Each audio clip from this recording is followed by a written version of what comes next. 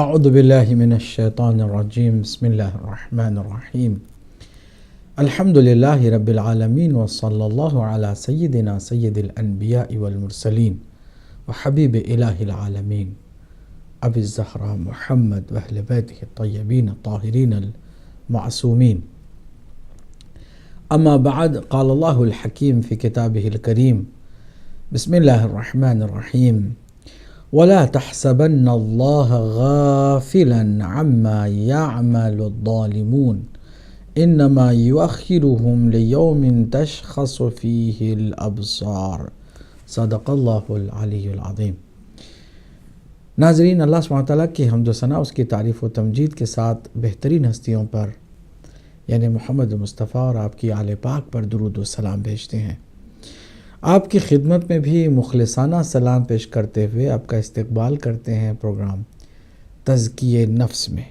انسان اگر اپنے نفس کو گناہوں سے پاک رکھنے کا ہنر سیکھ لے اور مرنے سے پہلے اپنے گناہ سے نفس کو پاک کر کے جائے تو پھر وہ کامیاب اور کامران انسان ہے۔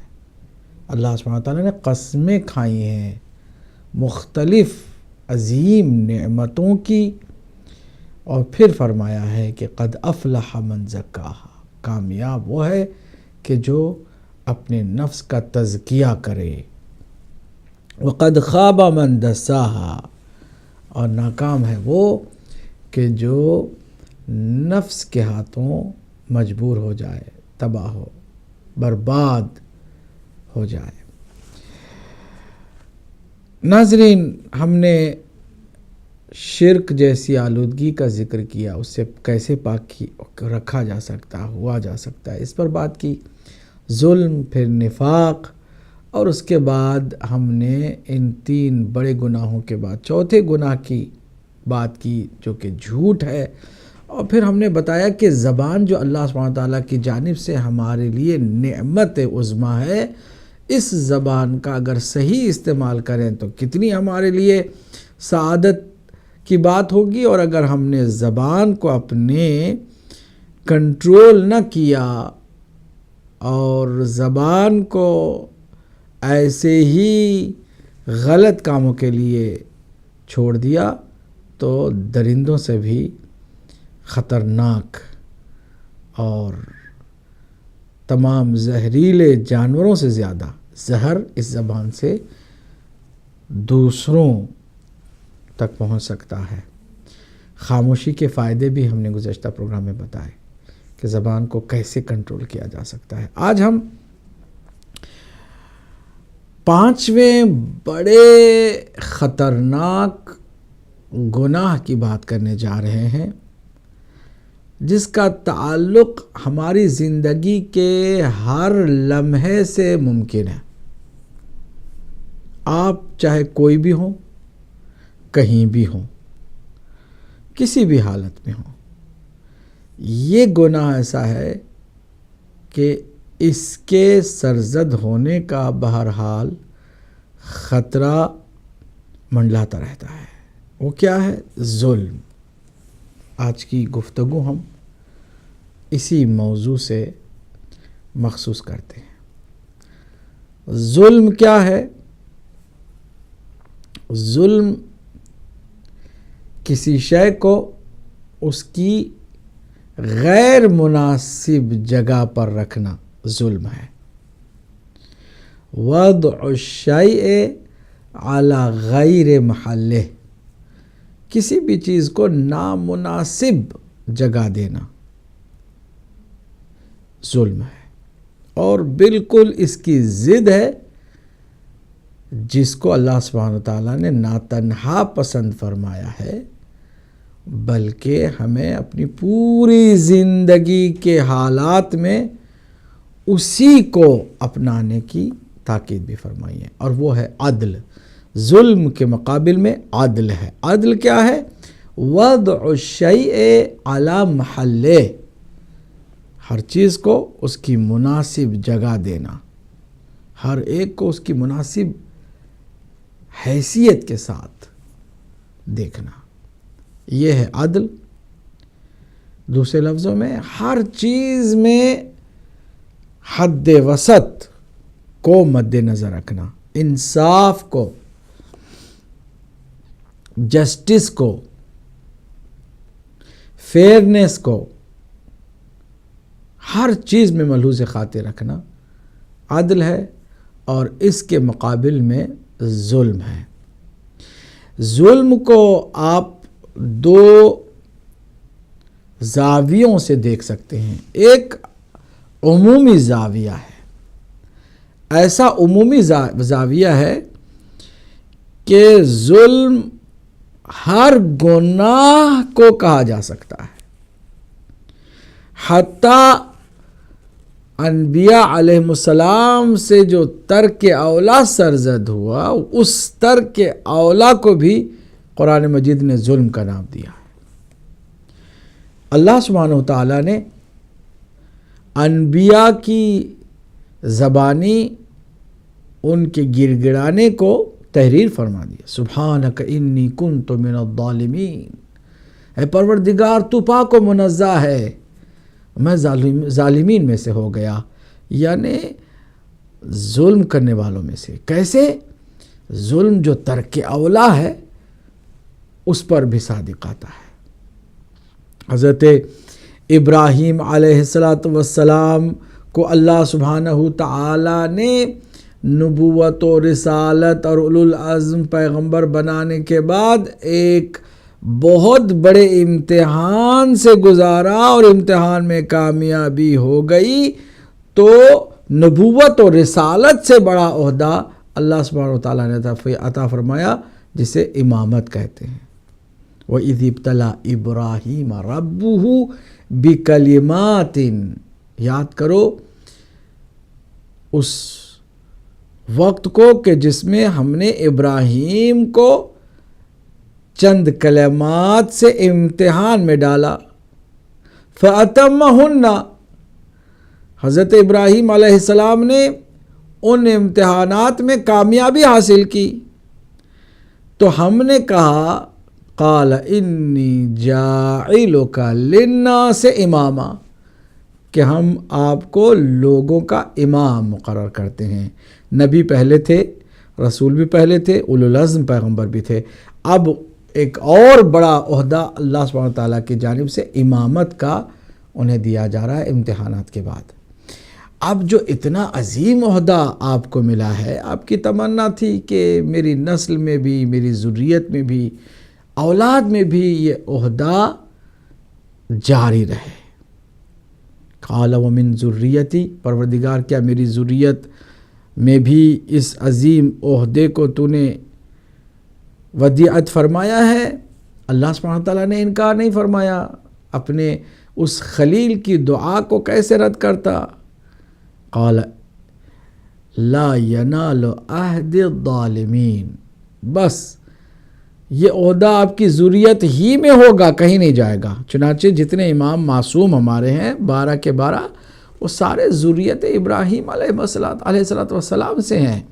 اللہ کے اس خلیل کی دعا قبول ہوئی، پیغمبر اکرم بھی امام، اس کے بعد 12 جانشین رسول اکرم صلی اللہ علیہ وآلہ وسلم کے خلفائے راشدین المہدیین کے جن کی تعداد 12 بتائی ہے اللہ کے نبی صلی اللہ علیہ وآلہ وسلم نے، وہ سارے کے سارے امام ہیں، معصوم۔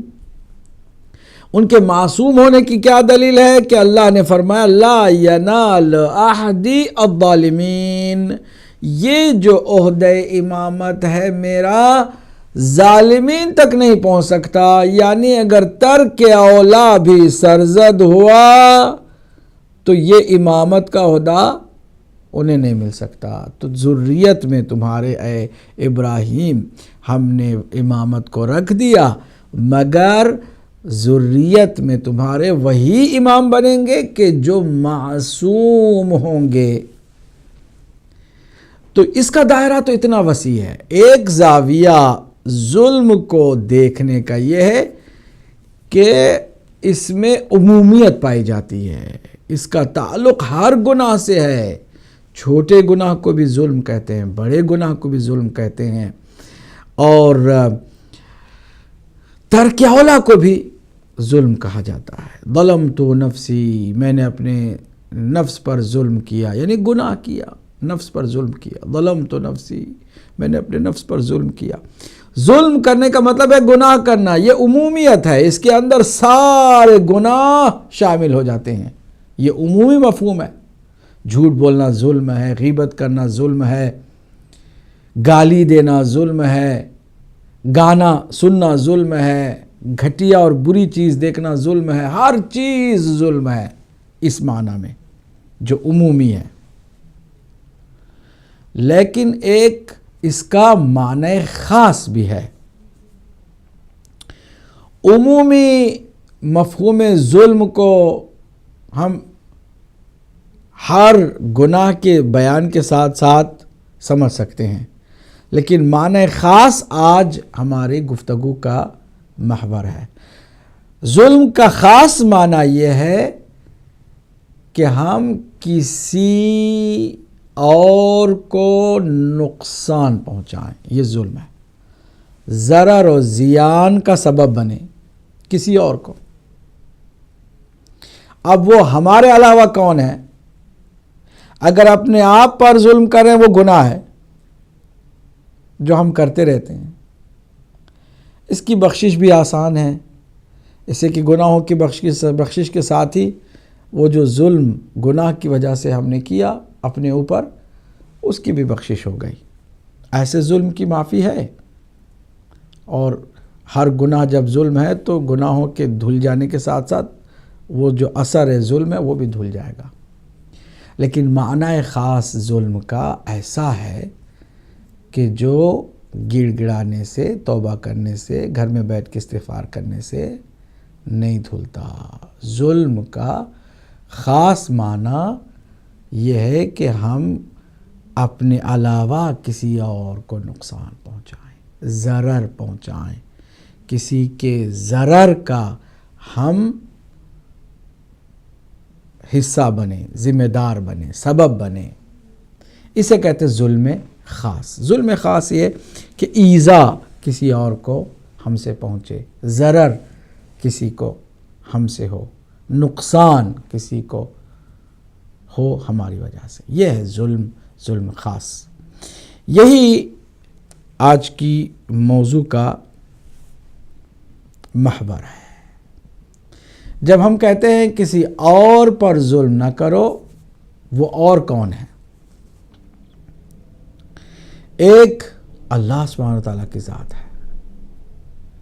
جب ہم کسی کو اللہ کے ساتھ شریک قرار دیتے ہیں تو یہ ظلم عظیم ہے، رب عظیم پر ظلم عظیم ہے۔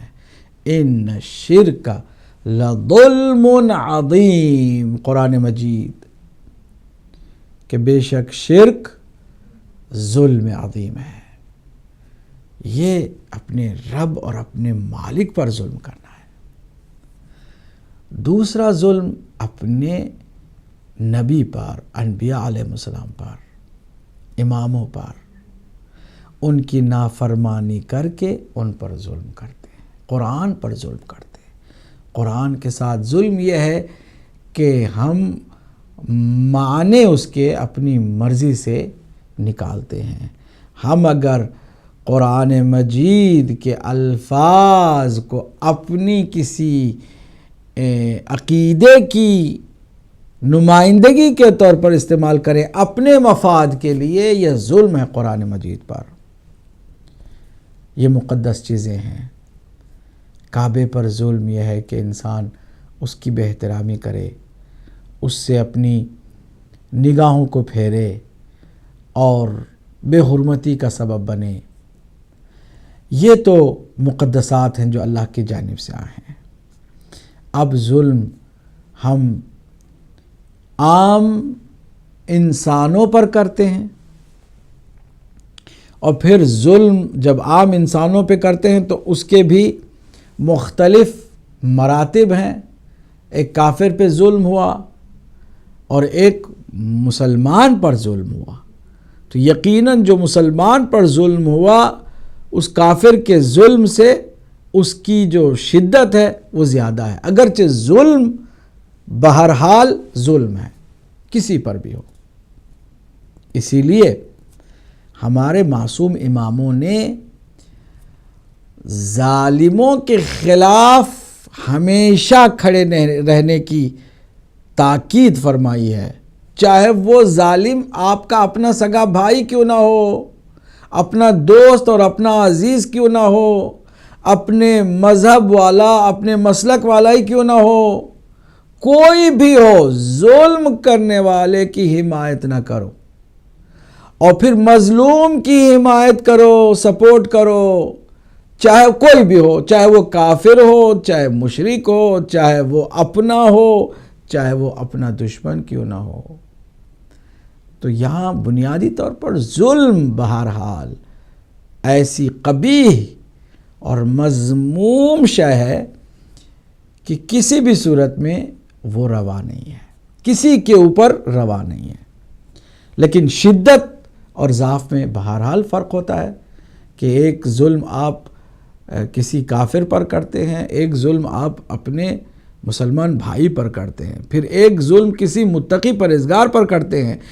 ظلم کے اعتبار سے تو سارے برابر ہیں، لیکن ظلم میں جو شدت ہے گناہ کی اور اس میں جو سزا کی شدت ہے وہ بڑھتی چلی جاتی ہے۔ پھر ایک آپ نے متقی پرہیزگار پر ظلم کیا، پھر ایک آپ نے کسی سید متقی پر ظلم کیا، پھر آپ نے ذریت محمدی صلی اللہ علیہ وآلہ وسلم اولاد پیغمبر پر ظلم کیا، تو یقیناً اس کی جو شدت ہے بڑھتی چلی جاتی ہے، اگرچہ ظلم بہرحال ظلم ہے جو کہ مذموم ہے۔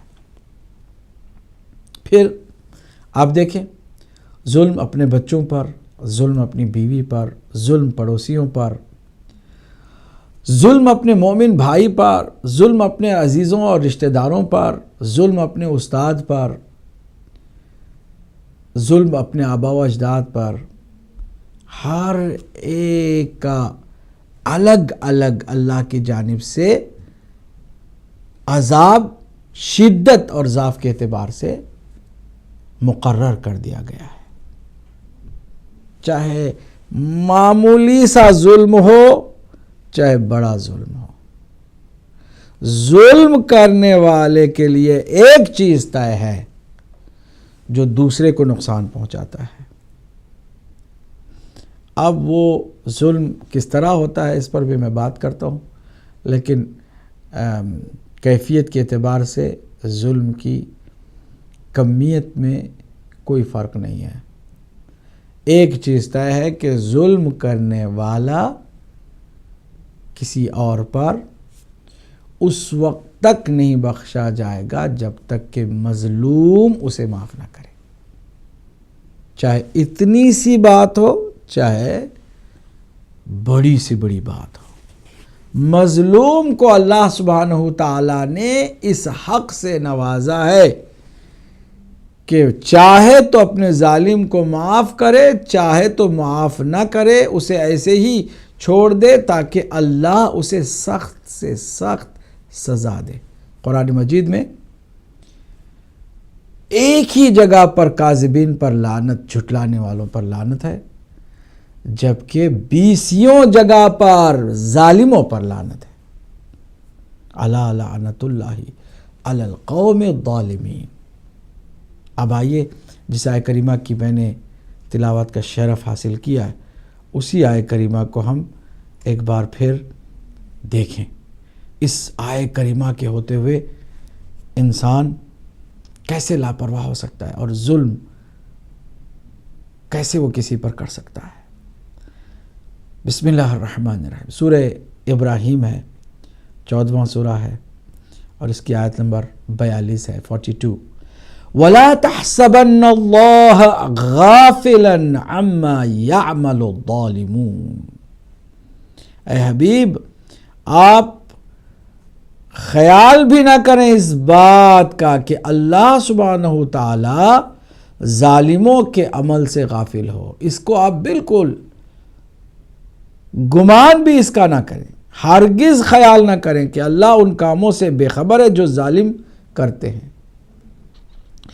انما یؤخرہم لیوم تشخص فیہ الابصار، کبھی کبھی ظالموں کو اللہ سبحانہ وتعالیٰ مہلت دیتا ہے اور تاخیر سزا دینے میں کرتا ہے، تو ہرگز اس کا مطلب یہ نہیں ہے کہ اللہ نے اسے بھلا دیا ہے، چھوڑ دیا ہے اور اس کے پھر ظلم کا کوئی اسے مزہ نہیں چکانے والا ہے، ہرگز نہیں۔ انما یؤخرہم لیوم تشخص فیہ الابصار، انہیں صرف اس دن تک مہلت دے رکھی ہے جس میں نگاہیں پھٹی رہ جائیں گی، یعنی قیامت کا دن جہاں نگاہیں پھٹی رہ جائیں گی، کسی کو اندازہ بھی نہیں ہوگا کہ کس طرح ان کے گناہوں کے بدلے میں، ان کے ظلم کے بدلے میں انہیں سزائیں تیار رکھی گئی ہیں۔ مہطعین مقنعی رؤوسہم لا یرتد الیہم طرفہم وافئدتہم ہوا، وہ سر اٹھائے ہوئے دوڑتے چلے جا رہے ہوں گے کہ ان کی نظر ان کی طرف ہٹ کر نہیں آئے گی اور ان کے دل اڑ گئے ہوں گے۔ یعنی ظالموں کے لیے تاخیر ہے تو شدت عذاب کے لیے ہے، مزید انہیں جکڑنے کے لیے ہے، مزید انہیں عذاب سے دوچار کرنے کے لیے ہے۔ تاخیر ہے تو تاخیر کا مطلب ہرگز بخشش نہیں ہے اس کی طرف سے۔ وَأَنذِرِ الَّذِينَ أَنذِرِ النَّاسَ يَوْمَ يَأْتِيهِمُ الْعَذَابُ فَيَقُولُ الَّذِينَ ظَلَمُوا رَبَّنَا أَخِّرْنَا إِلَىٰ أَجَلٍ قَرِيبٍ نُجِبْ دَعْوَتَكَ وَنَتَّبِعِ الرُّسُلَ أَوَلَمْ تَكُونُوا أَقْسَمْتُم مِّن قَبْلُ مَا لَكُم مِّن زَوَالٍ۔ یہ عجیب و غریب آیت ہے، اور لوگوں کو اس دن سے ڈراؤ کہ ان پر عذاب آئے گا، تب ظالم کہیں گے کہ اے رب ہمارے، ہمیں تھوڑی مدت تک مہلت دے کہ ہم تیرا بلانا قبول کریں اور رسولوں کی پیروی کر لیں۔ کیا تم نے پہلے قسم نہیں کھائی تھی کہ تمہیں کہیں جانا ہی نہیں ہے؟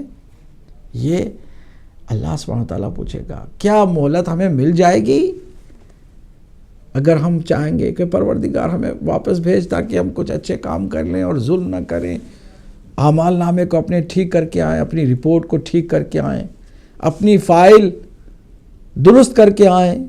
نہیں، کوئی مہلت نہیں ملنے والی۔ مہلت جو دی گئی ہے ابھی سنا رہے ہیں کس کو؟ جن کو اللہ نے مہلت دے رکھی ہے۔ ہم کس سے بات کر رہے ہیں؟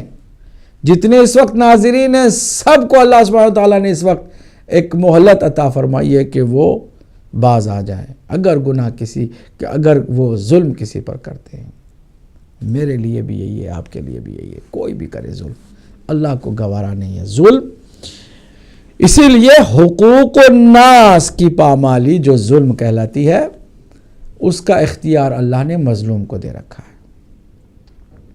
اگر مظلوم ظالم کو معاف نہ کرے، چاہے وہ کچھ بھی گڑ گڑا کر اللہ سے معافی مانگے، اس کی بخشش ممکن نہیں ہے۔ ظالم کبھی بھی بچ نہیں سکتا ہے اس کے عذاب سے۔ ہاں، مظلوم اگر معاف کر دے تو پھر اس کا امکان ہے۔ اب سوچئے ظلم کتنا خطرناک اور کتنا رسکی ہے۔ غیر پر، اپنے علاوہ کسی پر کوئی زیادتی کرنا، نقصان کسی کو پہنچانا، ضرر اور ایذا، تکلیف پہنچانا، ہم سے کسی کو نقصان ہو جائے، کسی کا دل ٹوٹ جائے، کسی کی آنکھ میں آنسو آ جائے، کچھ ایسا کریں کہ کسی کے مال میں نقصان ہو، عزت میں نقصان ہو، ناموس میں نقصان ہو، تو یہ ظلم ہے اور یہ اس وقت تک نہیں معاف ہوتا۔ اس اعتبار سے کسی مومن کی غیبت کرنا بھی اس پر ظلم ہے۔ وہ معاف نہیں کرے گا، ہم بخشے نہیں جائیں گے۔ ظلم ہے، وہ مظلوم ہے جو ہمارے درمیان نہیں ہے۔ کسی پہ الزام لگانا بڑا ظلم ہے۔ بعض اتنے بدبخت ہوتے ہیں، اتنے بدبخت ہوتے ہیں کہ اگر انہیں اللہ نے مہلت دی ہے، جاب نہیں ہے، ٹائم ان کے پاس ہے، تو بجائے اس کے کہ اپنی نیکیوں میں وہ اضافہ کریں، وہ ظلم کرتے ہیں، ظلم بیٹھے بیٹھے۔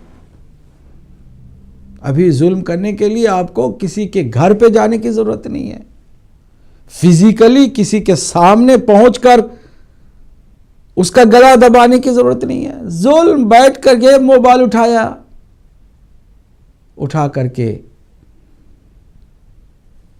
چغل خوری کی، ایک مومن کو دوسرے مومن سے لڑایا، دوسرے مومن کی بات تیسرے مومن کو سنائی، لگائی بجائی، ادھر سے ادھر، ادھر سے ادھر، کتنا بڑا ظلم کر رہے ہیں ان کو اندازہ ہی نہیں ہے۔ ہم چغل خوری پر بھی انشاءاللہ بعد میں بات کریں گے، اس کی جب باری آئے گی تب، لیکن ظلم تو بہرحال ظلم ہے، کتنا بڑا ظلم ہے۔ اگر ہم نے کسی مومن کے دل میں کسی اور مومن کی نفرت کا بیج بو دیا، یہی لگائی بجھائی سے، چغل خوری سے، ادھر کی بات ادھر، ادھر کی بات ادھر، بیٹھے ہوئے نیکی ہو رہی ہے، ایک ذرہ کسی کے دل میں کسی نے نفرت کسی مومن کی ڈال دی تو اتنا خطرناک اللہ سبحانہ تعالی کی جانب سے اسی دنیا میں سزا مقرر ہو گئی کہ وہ بن گیا منحوس، نحوست اس کو گھیر لیتی ہے۔ جانتے ہیں نحوست کا اسی دنیا میں کیا اثر ہوتا ہے؟ کہ یہ جو ظلم کرتا ہے، ادھر کی بات ادھر، ادھر کی بات ادھر کرتا ہے، جو دلوں میں نفرت ایک دوسرے کی ڈالنے کی کوشش کرتا ہے، وہ بن جاتا ہے ایسا منحوس کہ جس کی نحوست کی خاطر اگر وہ بزم انبیاء میں بھی ہو، نبی مکرم کی بزم میں بھی ہو، تو نبی مکرم جیسی مستجاب الدعوہ کہ جن کی دعا کبھی رد نہیں ہوتی، وہ دعا بھی اس کے ہوتے ہوئے قبول نہیں ہوتی۔ یہ ہم معمولی سمجھتے ہیں، معمولی چیز سمجھتے ہیں۔ اس کی دعا قبول نہیں ہوگی تو وہ تو معمولی بات ہے، اس کی وجہ سے اولیاء کی، انبیاء کی دعا بھی قبول نہیں ہوتی۔ کتنا خطرناک منحوس بن گیا، نحوست کتنی اس کے اندر آ گئی کہ ایک نبی کی دعا بھی رکی ہوئی ہے۔ حضرت موسیٰ علیہ السلام کے زمانے میں قحط آ گیا، قحط کی وجہ سے لوگوں نے کہا یا کلیم اللہ، اے اللہ کے کلیم، آپ ہمارے لیے دعا کریں کہ بارش ہو، بارش کا ایک سلسلہ چل پڑے۔ قحط سے لوگ مارے جا رہے ہیں۔ جو اپنے بہترین بنی اسرائیل کے مومن تھے ان کو آپ نے اکٹھا کیا اور نماز استسقاء کے لیے میدان میں چلے گئے۔ کھلے آسمان کے نیچے اولو العزم پیغمبر ہیں حضرت موسیٰ علیہ السلام۔ حضرت موسیٰ علیہ وعلی نبینا السلام عام نبیوں جیسے نہیں ہیں، اولو العزم پیغمبر ہیں، صاحب کتاب ہیں، کلیم اللہ ہیں، اللہ سے کلام کرنے والے۔ لے کے چلے گئے، نماز پڑھی، دعا کے لیے ہاتھ کو اٹھایا، پروردگار بارش نازل کر، تیرا کلیم تجھ سے مخاطب ہے، تیرا رسول، تیرا اولو العزم پیغمبر۔ بارش کا کوئی بھی اثر نظر نہیں آتا، کوئی بارش نہیں ہوتی۔ پریشان کہ جو مومن تھے ان کے اندر بھی شکوک پیدا ہونے لگے کہ ہم جس کو کلیم اللہ، اللہ کا نبی، اللہ کا نمائندہ سمجھ کر ایمان لائے ہیں، اس کی دعا بھی قبول نہیں ہو رہی ہے، بارش نہیں ہوتی۔ گڑ گڑا کر حضرت موسیٰ نے کہا پروردگار یہ کیا ماجرا ہے؟ میں اپنے الفاظ میں اس کو ادا کر رہا ہوں، امید ہے کہ اللہ سبحانہ وتعالیٰ مجھے میرے اپنے الفاظ استعمال کرنے کی وجہ سے معاف فرمائے گا۔ حضرت موسیٰ علیہ السلام بھی مجھے معاف فرمائیں گے، میں اپنے الفاظ استعمال کر رہا ہوں مفہوم ادا کرنے کے لیے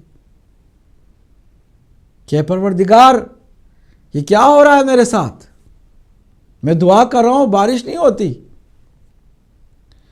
جبرائیل امین آئے، موسیٰ تمہارے ان مومنوں میں ایک ایسا بھی ہے کہ جس کا کام چغل خوری ہے، ادھر سے ادھر، ادھر سے ادھر، مومنوں میں نفرت ڈالنا، بیج بونا، نفاق پیدا کرنا، ایسی چغل خوری جس کی وجہ سے نحوست کا ایسا سایہ پوری قوم پر تیرے منڈلا رہا ہے کہ اس کے ہوتے ہوئے آپ کی دعا بھی قبول نہیں ہوگی۔ اللہ اکبر۔ حضرت موسیٰ علیہ السلام نے اپنے ان مومنوں کو بھی اطمینان دلانا تھا نا، تو سب کو اکٹھا کر کے کہا کہ اے لوگو، میری دعا جو مستجاب نہیں ہو رہی، ہاتھوں کو اٹھایا گیا ہے، دعا قبول نہیں ہو رہی، اس کا مطلب یہ نہیں ہے کہ ہماری کسی دعا میں کوئی کمی رہ گئی ہے یا اثر میں کمی ہو گئی ہے۔ تم میں سے کوئی ایسا ہے جو چغل خور ہے، جس کی نحوست پھیلی ہوئی ہے، جس کی نحوست کی وجہ سے بارش آسمان سے برس نہیں پا رہی ہے۔ نتیجہ اب اس چغل خور کے لیے بھی ایک مہلت ہے کہ اس نے اچانک اپنے رب سے رابطہ پیدا کر لیا، شہرک سے زیادہ، وَنَحْنُ أَقْرَبُ إِلَيْهِ مِنْ حَبْلِ الْوَرِيدِ، شہرک سے زیادہ قریب ہے پروردگار۔ ایک مرتبہ اس کے اندر تڑپ محسوس ہوئی، پروردگار میں تجھ سے وعدہ کرتا ہوں کہ آج کے بعد ایسا ظلم کبھی نہیں کروں گا، مومنوں کے درمیان لڑانے والی حرکت کبھی نہیں کروں گا، چغل خوری نہیں کروں گا، میں تجھ سے وعدہ کرتا ہوں، بس میری آبرو تیرے ہاتھ میں ہے، عزت بچا لے، ورنہ اگر مجھے ہٹا دیا جائے گا قیامت تک، جب تک میں زندہ رہوں گا، پھر میرے بعد میری نسلوں تک یہ سلسلہ چلتا رہے گا، تاریخ مجھے سیاہ شخص اور پوری نسل کو بدنام کر کے چھوڑ دے گی۔ پروردگار میری آبرو، میری حیثیت، میری عزت تیرے ہاتھ میں ہے۔ اس نے گڑ گڑا کر صدق دل سے توبہ کی، ادھر بارش برسنے شروع ہو گئی۔ پھر یہاں حضرت موسیٰ کے لیے ایک اور پریشانی سامنے آ گئی کہ پہلے تو بارش نہیں ہوئی، لوگوں نے شک کرنا شروع کر دیا، وجہ بتائی گئی، وجہ سنا دی گئی، وہ آدمی کوئی ہٹا بھی نہیں ہے، اور اسی مجمع میں کسی ایک نے بھی ہٹ کر کوئی ثبوت پیش نہیں کیا کہ جو حضرت موسیٰ نے فرمایا وہ درست ہے۔ بارش بھی ہونے لگی۔ پروردگار یہ کیا ہے؟ آواز آئی کہ اس آدمی نے، میرے بندے نے میرے ساتھ عہد کیا ہے۔ ابھی وقت ہے، ہم میں کوئی بھی ایسی خدا نخواستہ خطرناک بیماری میں مبتلا ہے، توبہ کرے، استغفار کرے، ان لوگوں سے معافی مانگے کہ جن کے درمیان اس نے پھوٹ ڈالنے کی کوشش کی، لڑانا، ایک دوسرے کے خلاف بات کرنا، اس سے اجتناب کرے۔ بہرحال ظلم کی کئی صورتیں ہیں، لیکن مختصر یہ کہ کسی کو ہم سے ضرر نہ پہنچے، ہماری زندگی کامیاب ہوگی، ورنہ ہرگز نہیں۔ میں اپنے پہلے کالر کو شامل کرتا ہوں، دیکھتا ہوں کہ کون ہے۔ السلام علیکم ورحمۃ اللہ۔ السلام ورحمۃ اللہ وبرکاتہ۔ قبلہ میں تعظیم لندن سے بول رہا ہوں۔ جناب تعظیم نقوی صاحب فرمائیے۔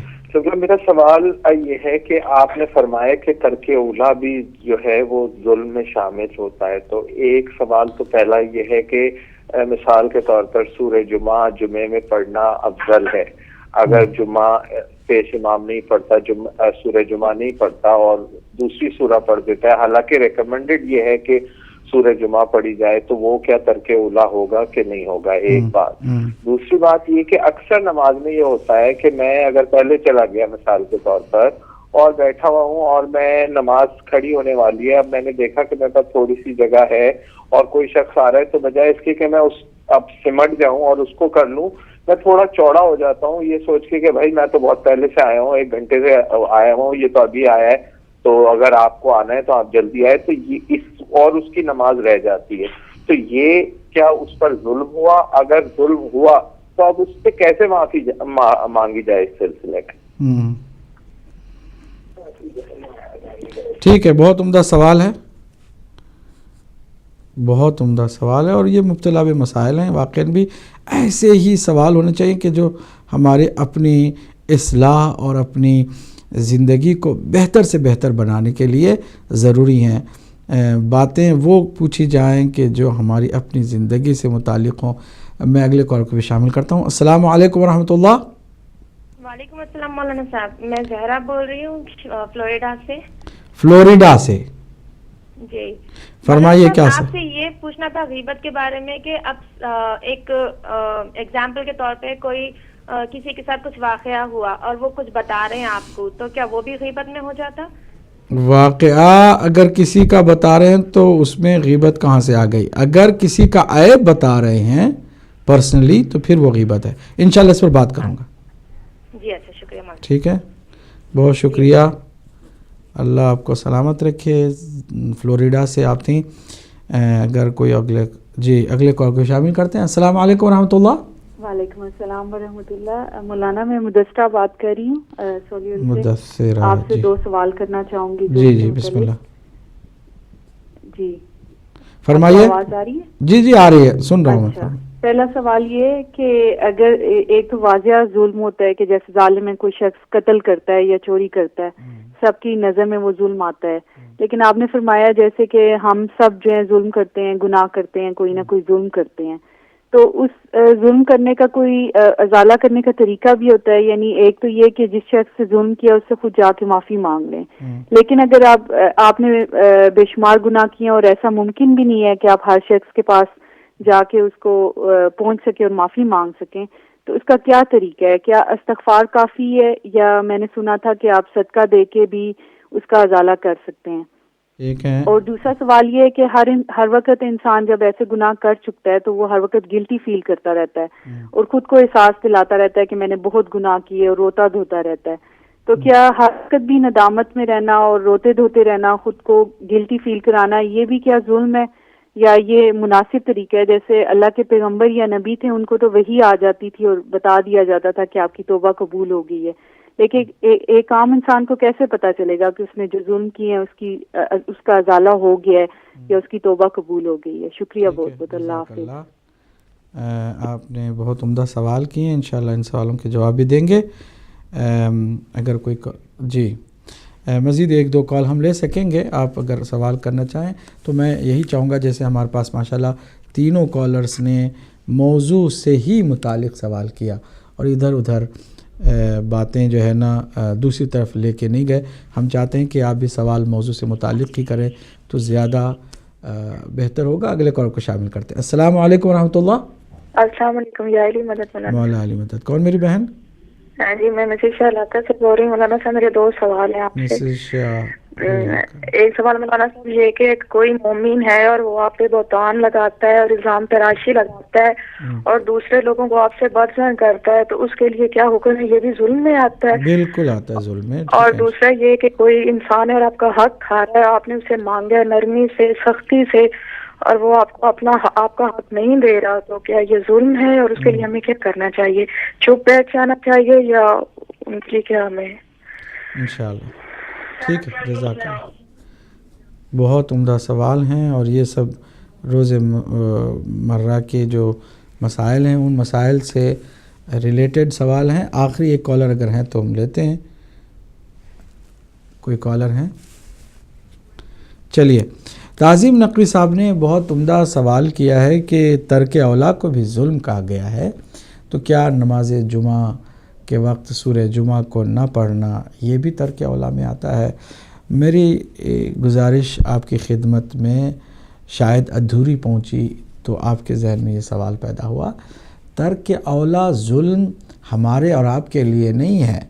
یہ جو عصمت صغریٰ کے مالک انبیاء علیہ السلام ہیں, وہ جو اللہ کی طرف سے ایک مشن پر معمور کیے گئے ہیں، مخصوص کیے گئے ہیں، مقرر کیے گئے ہیں، ان کے لیے ہے کہ وہ ترک اولا سے بھی گریز کریں، اور اللہ سبحانہ تعالیٰ نے ان کے ترک اولا کو بھی نوٹس میں لیا ہے، اور وہ بھی جب ریئلائز کرتے تھے تو گڑ گڑا کر ترک اولا سے بھی وہ اللہ کی بارگاہ میں معافی مانگا کرتے تھے، اور یہ ظلم کا نام خود وہ اس کو دیتے تھے۔ ہمارے لیے ایسا نہیں ہے، ہم کسی اللہ کی جانب سے الہی منصب پر فائز نہیں ہیں، ہم اس کے بندے ضرور ہیں، اور ہمیں ہر طرح کے ظلم سے بچنا ہے، لیکن جو گناہ نہیں ہے وہ ظلم بھی نہیں ہے۔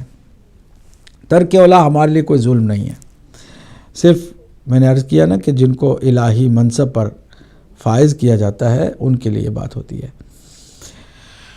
دوسرا سوال یہ کہ بہت عمدہ آپ نے سوال کیا کہ کبھی کبھی جماعت میں، مسجد میں یا مجلس میں جب لوگ اکٹھا ہوتے ہیں، صفیں ہوتی ہیں، تو کبھی کبھی یہ خیال آتا ہے کہ میں چونکہ پہلے سے آیا ہوں تو میں ریلیکس بیٹھوں، چوڑا ہو کر بیٹھ جاتے ہیں کہ دوسرا جو ہے وہاں پر بیٹھ نہ پائے کہ وہ کیوں لیٹ آیا۔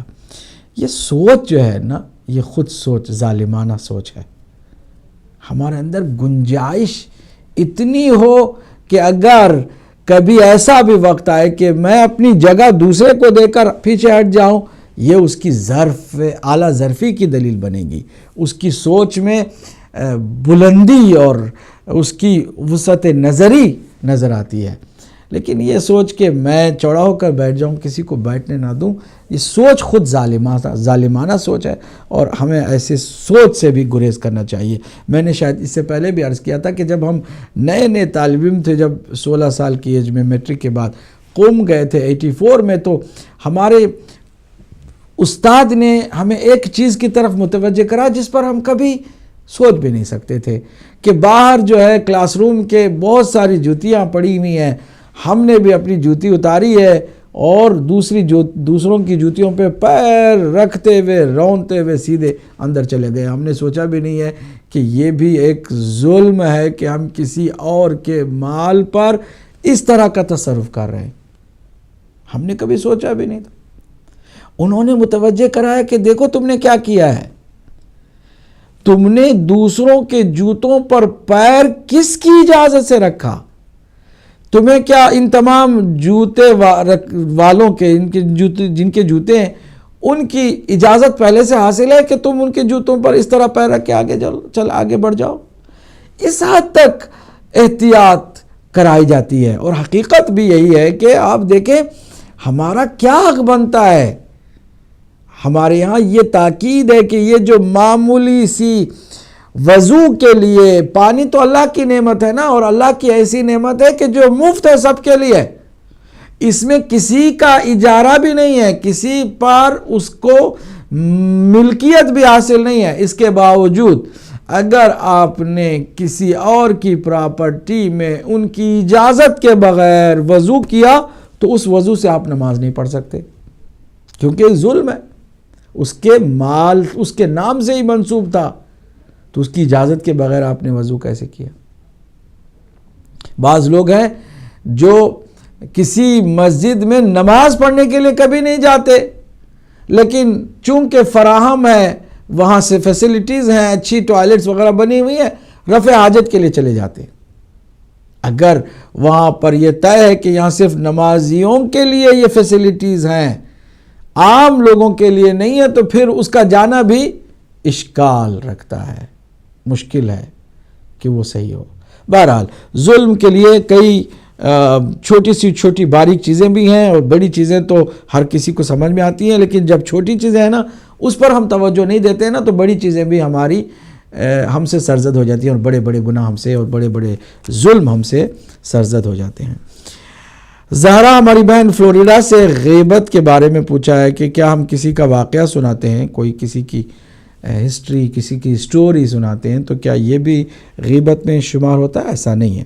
دیکھیے سٹوری سنانے میں کوئی حرج نہیں ہے، لیکن آپ سٹوری سنانے میں کسی ایک کو ٹارگٹ کیے ہوئے ہیں، اور اس ایک کی تضحیک اور اس کا مذاق اور اس کو اس کی کسی عیب کو بیان کر رہے ہیں صرف ہنسی مذاق کے لیے اور اپنا دل بہلانے کے لیے، تو پھر وہ غیبت ہے۔